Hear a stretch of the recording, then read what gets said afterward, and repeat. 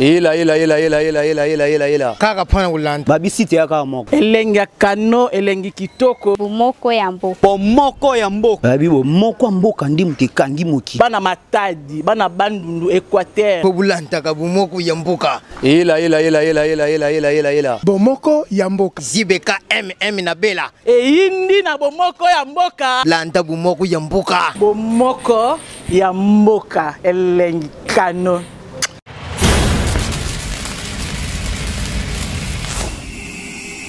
Très heureuse de vous retrouver dans le cadre de ce nouveau numéro de votre émission un concept, je ne cesse de le répéter tout au long de cette émission où cette émission vise à analyser l'actualité dominante de l'heure ici en République démocratique du Congo assez froidement. Nous essayons de dépassionner les débats pour savoir surtout actuellement comment sortir de cette crise politique qui ne cesse de persister dans notre pays. Et pour parler de cette actualité, merci de retrouver avec moi Martin Fayulu. Bonsoir et bienvenue. Bonsoir. J'ai un peu hésité parce que j'ai failli dire député national. Vous l'êtes encore? Le mandat est terminé. Le mandat est terminé. Les députés, c'est le peuple qui vous consacre les députés et pour un mandat de 5 ans. Nous avons été élus pour 5 ans et je crois que le mandat est terminé. Donc il faut qu'on aille encore solliciter le suffrage du peuple pour ceux qui veulent être encore députés. Pour l'instant, nous disons que tout le monde doit aller chez lui et discuter avec le peuple, dire au peuple ce qu'il a fait et ce qu'il pense faire demain. Pour l'instant, comme M. Kabila, le mandat est fini, les députés, le mandat est fini, les sénateurs, le mandat est fini, et les députés provinciaux, les mandats sont finis, donc tout le monde doit partir. Tout le monde doit partir ou tout le monde est parti? Vous, personnellement, vous êtes parti. Vous ne siégez plus, vous ne touchez plus vos émoluments. Je suis petit, donc j'ai été élu pour un mandat de 5 ans. J'ai fait 5 ans et je pensais que les évêques se sont décidés pour nous amener à un compromis. Le compromis, c'était l'accord de la Saint-Sylvestre. Je pensais que tout le monde de bonne foi allait appliquer cet accord de la Saint-Sylvestre pour que cette année-là qu'on nous a donné des transitions, tout organisé, c'est-à-dire les élections commençant par un fichier électoral fiable et puis toutes les opérations électorales. Mais M. Kabila ne veut pas de ça. M. Kabila a autre chose d'être. M. Kabila veut demeurer au pouvoir. M. Kabila est en train de distraire le Congolais pour les amener au référendum qui lui est très cher et tout orchestré. Il est en train de faire une diversion. Il est en train de faire, comme on dit, un stop and go. Il ouvre, il referme, il ouvre, il referme. Pour fatiguer la population, mais nous disons que la population ne sera jamais fatiguée. Quand je dis la population, mieux le peuple congolais ne sera jamais fatigué. C'est pour cela que nous disons le 31 décembre de cette année, il n'y a pas autre chose à dire que M. Kabila dit. Il partira quand les Congolais me disent mais on attend le mot d'ordre. Mais c'est ça le mot d'ordre. Le mot d'ordre, c'est que le 31 décembre 2017, M. Kabila doit partir. Et maintenant, comment il doit partir? Voilà, on va en parler, mais permettez-moi, parce que maintenant là, vous savez qu'à l'Assemblée nationale, il y a eu un mouvement.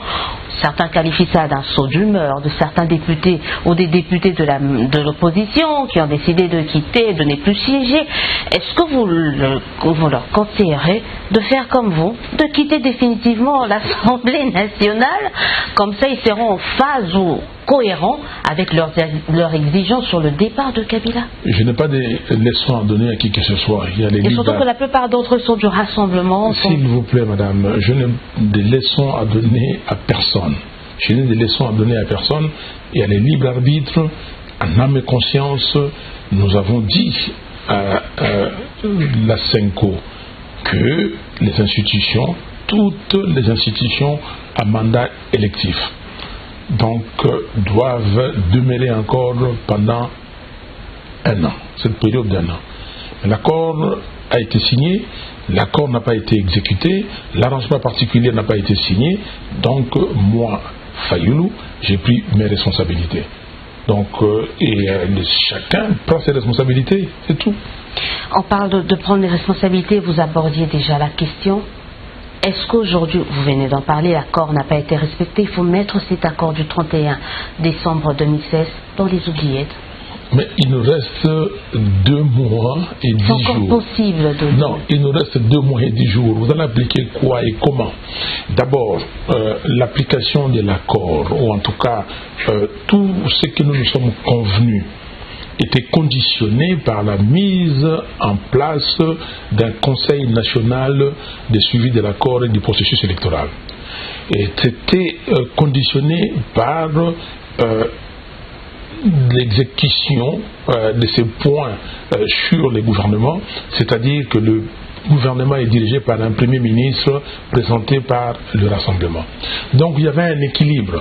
C'était conditionné par le fait que la CENI devait être redynamisée et auditée.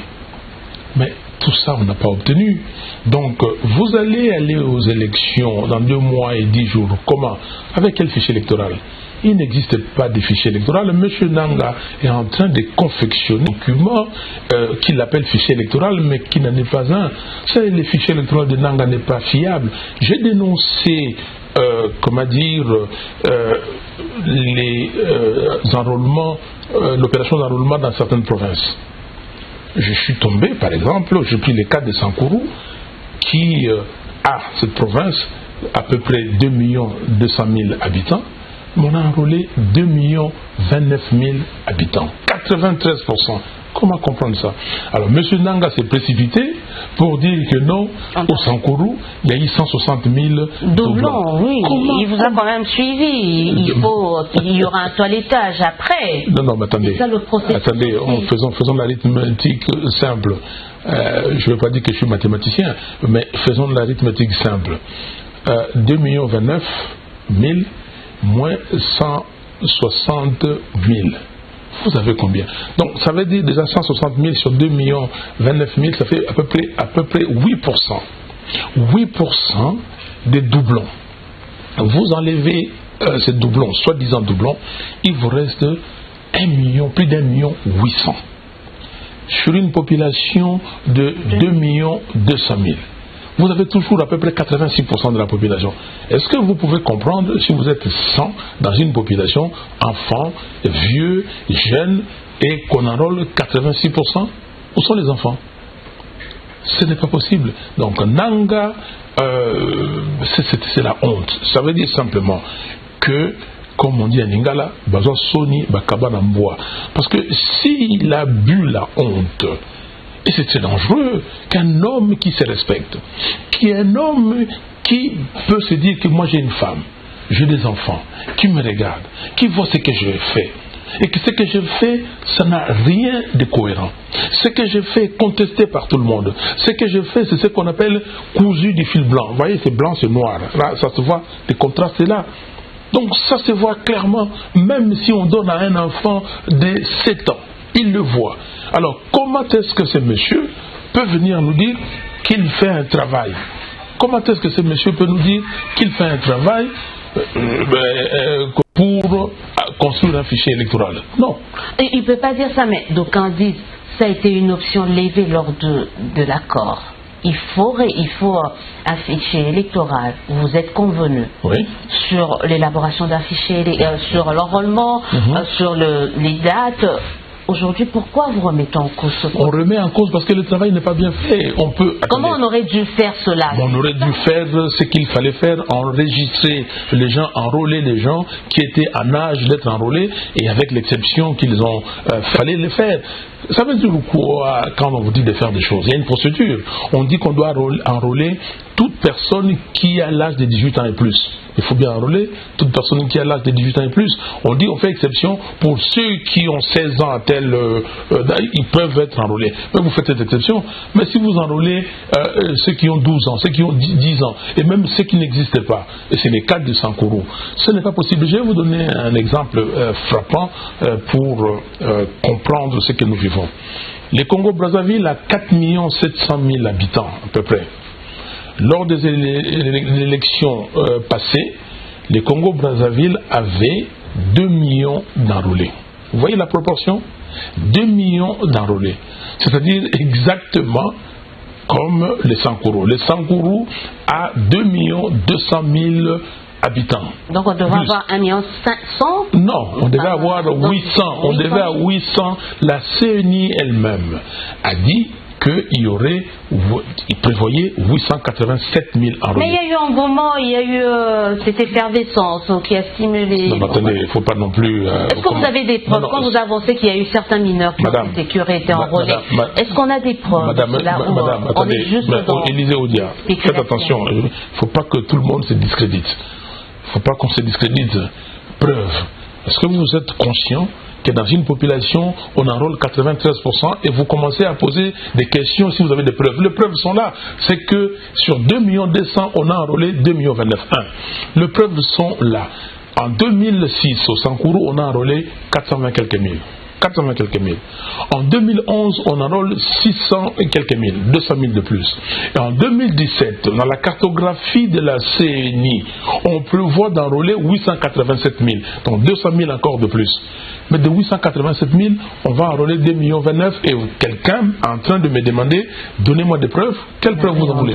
Parce que là, on est en face d'un expert ou de l'expertise de la CENI. Il y a la CENI, il ne faut pas qu'on le nie.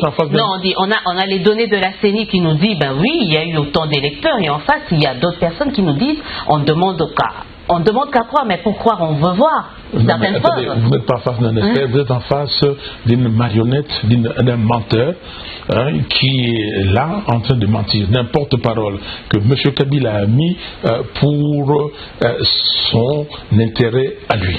Vous savez que le vrai patron de la CENI, ce n'est pas M. Nanga, c'est M. Bassengezi. Vous le savez, M. Nanga c'est un porte-parole et dommage pour lui qu'il raconte n'importe quoi. Donc je vais arrêter là cette question de la CENI. Et on ne peut pas. Donc pour nous. Donc le fichier électoral est. Non, il n'y a pas de fichier électoral. Pour nous, la CENI de Nanga doit partir.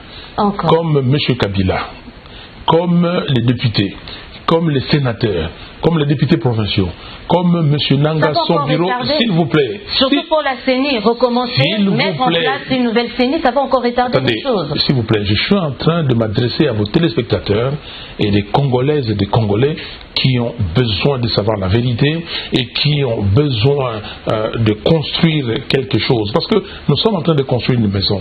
Cette maison, c'est la RDC et la maison est en train de construire avec les élections. Pour les élections, la fondation. Nous avons une fondation et la fondation, c'est les fichiers électoraux. Vous ne pouvez pas dire que non, la fondation, et il y a des fissures dans la fondation, mais nous allons quand même. Non.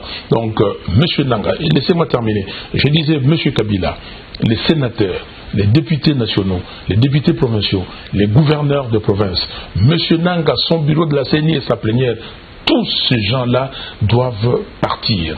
Et donc, ce que nous proposons, c'est que nous ayons une transition claire, une transition avec des gens qui se respectent d'abord, et avec des gens compétents, avec des gens qui ont une dignité, qui ont un amour propre, qui se disent que si je fais ça, je dois être comptable de ce que je fais, et si je regarde les gens qui me disent que ce que vous avez fait c'est moralement réprochable, je vais avoir honte de moi, et non des gens comme Nanga, quand on leur dit que ce que vous avez fait ce n'est pas éthique, et il s'en fout éperdument.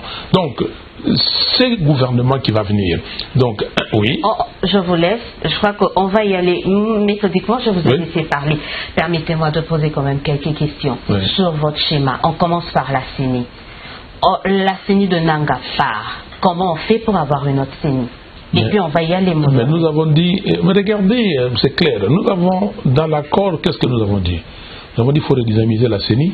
Donc Nanga a échangé ses bureaux de 6 personnes, cette plénière, donc 7 personnes autres, donc les 13 sont changés. On le change. Mais il y a des mécanismes prévus pour ça. La population est là parce que certains se posent des questions. Par quel mécanisme? On doit les changer. Je vous l'ai dit, on doit les changer. Alors, on les change plus les secrétaires exécutifs nationaux de la CENI et les secrétaires exécutifs provinciaux. Il faut tout changer ces gens-là. Vous demandez comment les changer, mais on va les changer par plusieurs façons. D'abord, votre mécanisme, votre schéma pour changer la CENI. D'abord qu'eux-mêmes démissionnent et qu'ils partent. C'est un moyen. Un. Deux, c'est que M. Kabila et ces gens se disent que, bon, écoutez, nous n'avons pas pu et nous partons. Les deux hypothèses, il faut les exclure. Oui. C'est pratiquement pas envisageable. Oui, mais la troisième hypothèse, c'est l'article 64. M. Compaoré et son parlement, ils sont partis comment? C'est le peuple congolais. C'est là où nous sommes. Nous disons à ces messieurs et ces dames qu'ils partent. S'ils ne partent pas, donc le peuple va s'en charger. Et le peuple est conscient que les 31 décembre, tous ces messieurs, toutes ces dames partent. Je suis d'accord avec vous. Peut-être que cette population est d'accord avec vous. Le 31 décembre, tous ces messieurs et dames partent. Qu'est-ce qui devient de la présidence en République démocratique? Mais je vous dis, nous avons un schéma qu'on vous rabat ici en disant nous rabattre parce que certains ne comprennent pas. Il y a d'un côté la Constitution. Quand vous parlez, par exemple, d'écarter l'actuel président, c'est sur base de quoi? Mais sur base de ce que nous nous sommes convenus dans l'accord de la Saint-Sylvestre que le mandat constitutionnel de M. Kabila était terminé le 19 décembre 2016 et qu'il ne pouvait pas en briguer un autre. C'est clair. Et qu'on lui a donné un an de sursis. Pendant cette période, on organise des élections. Mais il y a ça, c'est un accord politique. Il n'y a pas un autre accord qui dit qu'au 1er janvier 2018, M. Kabila reste là.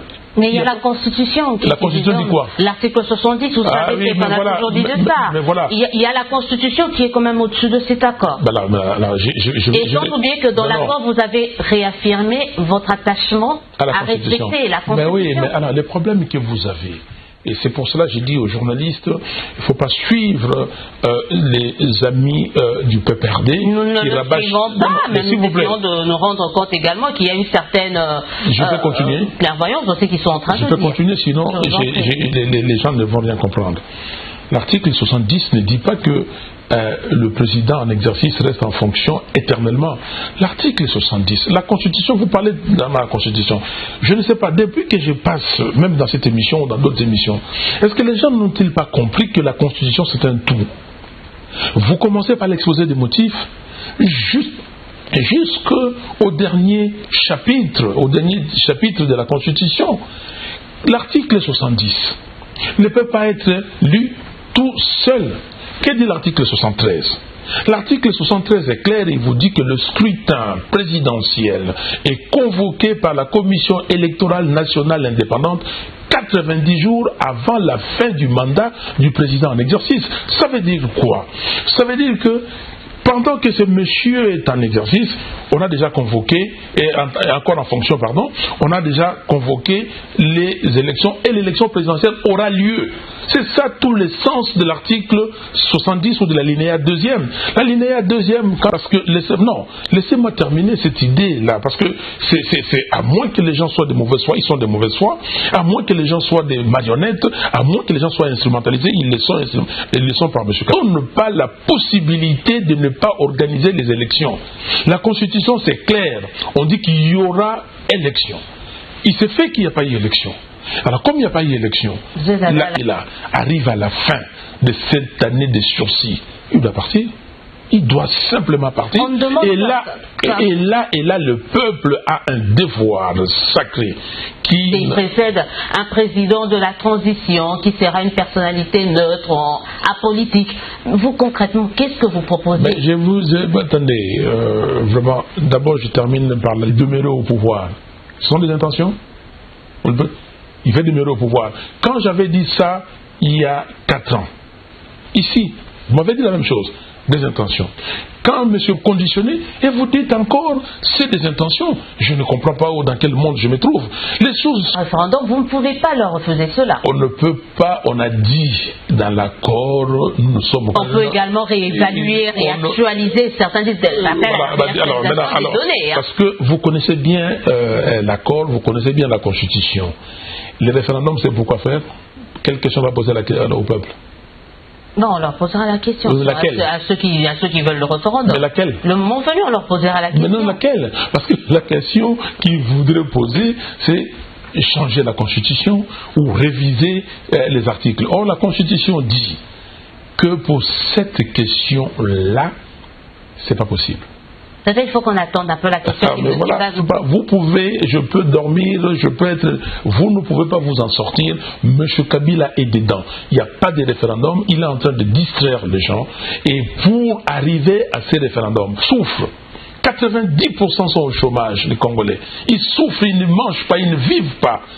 Ils sont, comment dire, réduits à zéro. Et c'est la politique des Kabila fatigués. Le politicien, ceux qui veulent se fatiguer, qui se fatiguent, c'est le problème. Mais de plus en plus de voix s'élèvent pour demander l'unité de l'opposition. Ça veut dire quoi? Ça a été fait avec le rassemblement, mais apparemment ça ne marche pas. Quelle voix qui s'élève? Dis-moi. Des voix au niveau, je ne veux pas mettre à citer, les partis politiques de l'opposition qui demandent à ce qui est que les forces, toutes les forces acquises au changement se fédèrent pour justement arriver. Et c'est quoi ces forces acquises au changement? C'est qui ces forces acquises? Il y a par exemple le MLC qui a lancé cet appel, l'UMC. Oui. On n'a pas eu, nous ne sommes pas au rassemblement. Est-ce que nous n'avons pas eu Gorée ici, dans ces pays, le Front citoyen? On n'a pas eu tout ce qu'on a eu. Aujourd'hui, nous sommes dans l'ire de vous mettre, quand on sait, je t'aime moi non plus, et puis pour aller chasser Kabila.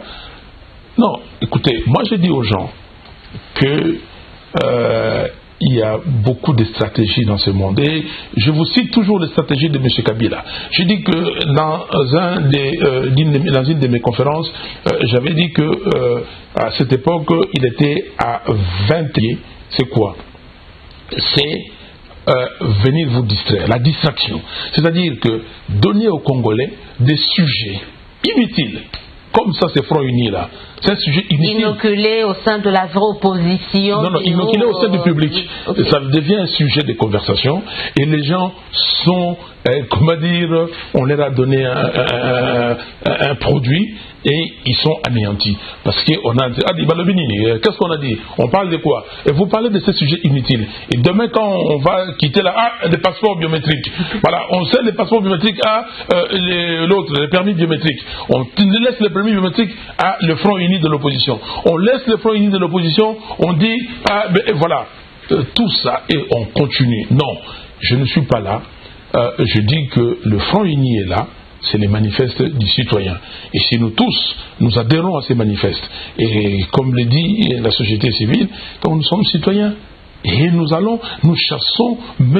Kabila, et proprement, comme dit la Constitution, dans son article 64. On va terminer, mais juste un mot par rapport à l'élection de la RDC au Conseil de droits de l'homme des Nations Unies. C'est quand même une victoire diplomatique. Vraiment, personne ne s'y attendait. Et là, la RDC vient de marquer un coup. Quel coup? Mais non, mais la RDC vient de marquer un coup. Mais parce que les gens ne connaissent pas ce qui se passe ailleurs. Mais la RDC a recueilli combien de voix? 151 voix. Oui. Mais qui d'autre a recueilli ces voix-là? Tous les autres pays africains, ils ont recueilli ces voix? Vous ne vous posez pas la question. Non, maintenant le problème est le suivant. Admis au Conseil des droits de l'homme des Nations Unies. Maintenant, il faut que M. Kabila et ses amis appliquent purement je crois que c'est la maire de Lubumbashi qui dit que pas de meeting. Félix Tshisekedi veut organiser un meeting à Lubumbashi, pas de meeting. Ça veut dire quoi? Ça, c'est les droits de l'homme? Ça, c'est les droits de l'homme? Ça, c'est le respect des droits de l'homme? Donc, nous avons organisé quelque chose à Goma, lundi de la semaine dernière. On a organisé à Goma. On arrête les gens. On étouffe. Le jour où le Congo, comment dire, on l'admettait au Conseil des droits de l'homme, c'est ce jour-là où on faisait des exactions, où on interdisait aux gens. Par l'exemple, bref, on doit être des modèles. Même si un pays exemplaire en matière de droits de l'homme, en fait, comment on peut dire, un pays où le droit de l'homme est quasiment respecté sur toute la ligne, il faut reconnaître que ça n'existe pas aussi. Mais ça veut dire quoi? Ça, ce sont des phrases que les Atoun vous balancent, que les autres qui ne sont pas fausses non plus. Ils ne sont pas obligés de nous balancer parce s'il vous plaît, madame, c'est totalement faux. On regarde ce qui se passe ailleurs. Ils ne sont pas vraiment obligés de nous balancer. C'est totalement faux. Je vous dis. Quand on voit aux États-Unis un noir, mais ça, c'est aussi le droit de l'homme. Donc, à Tundou, quelqu'un d'autre de la majorité n'est pas obligé de nous le balancer. Madame, ça, c'est notre dimension. Ça, c'est un problème des races. Ça, c'est un problème, le problème des religions, ce n'est pas vous qui réglez ça. Mais c'est le droit de l'homme également. Mais madame, c'est le droit de l'homme qui... Est-ce qu'on a dit... C'est comme ça que le droit de l'homme existe? Est-ce qu'on a dit que c'est fini? Mais les droits primaires, les droits de manifester, c'est un droit primaire. Mais si les deux religions se battent et tout ça, on va régler ça. Le problème de Boko Haram et de tout ça, les gens sont en train de régler ça. Maintenant, mais alors vous parlez de ces droits élémentaires de manifester et vous comparez ça avec le problème du racisme. Quand on tue les gens, les Kamonasapou là-bas, vous parlez de ça. Le droit de l'homme reste le droit de l'homme. Il n'y a pas de le respect de droit de l'homme élémentaire ou... Non. Le droit de l'homme reste le droit de l'homme. Qu'est-ce qu'on a dit? Mais je dis que le droit de l'homme reste le droit de l'homme. Le problème dans la société reste dans le problème de la société. Le problème des racismes, le problème des différences, le problème des diversités, ou que non, on ne prend pas en compte telle classe ou telle classe, le problème des exclus dans la société, ça reste le problème de la société. Et il faut les traiter, ces problèmes. C'est pour cela qu'on continue à avoir des ministères, c'est pour cela qu'on continue à avoir des gouvernements. Sinon, on aurait un gouvernement sain. Il n'y a pas un pays sain où il n'y a rien. Tout marche comme chez Robinson Crusoe. Dans son île. Donc, il faut dire que non. M. Kabila est là. Maintenant, nous demandons au Conseil des droits de l'homme de surveiller M. Kabila parce que nous allons commencer à faire des actions. Nous allons faire des actions jusqu'à la désobéissance civile totale. Et nous allons voir ce qu'il va faire.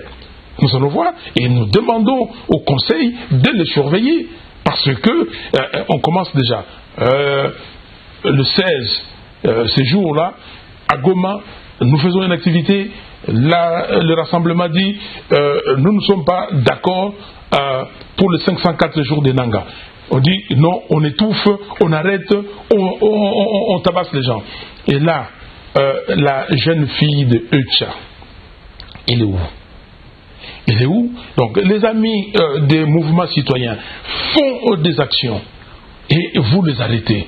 Elle est où aujourd'hui? Sa famille ne sait pas là où elle est.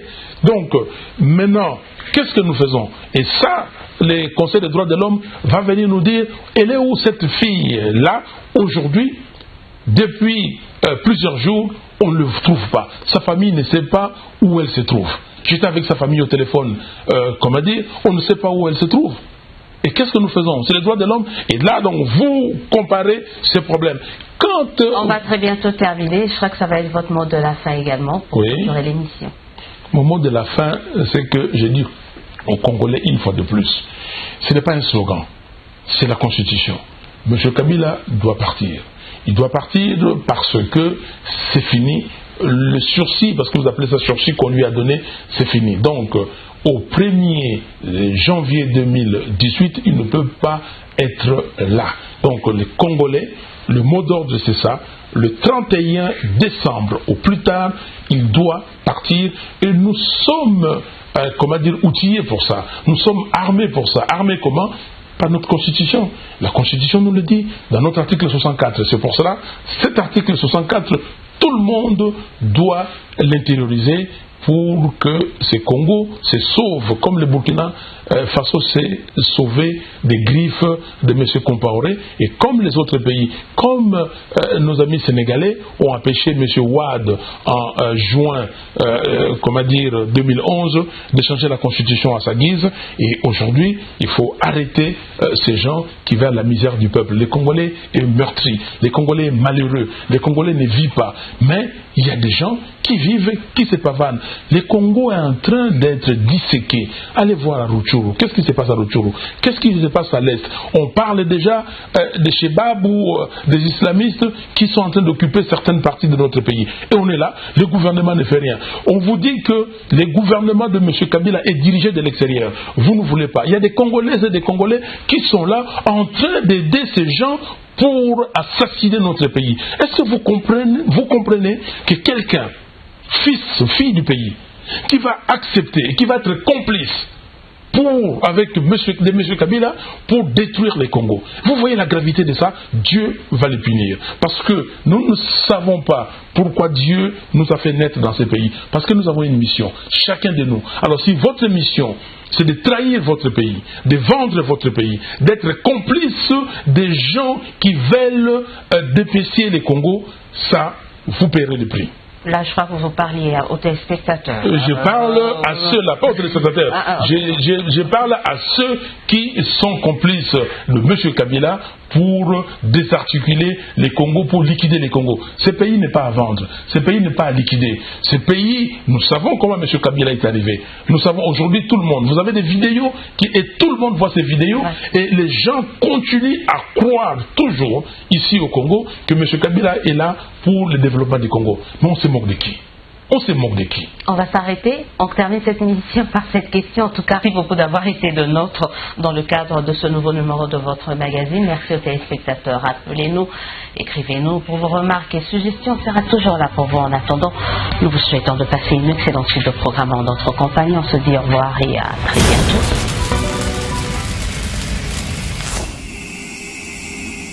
Ela. Kaka pana ulanda. Babisite ya kaka moko. Elengi ya kano, elengi kitoko. Bomoko ya mboka. Bomoko ya mboka. Babi bomoko ya mboka ndi mtekangi moki. Bana Matadi, bana Bandundu, Équateur. Pobulanta ka bomoko ya mboka. Ela.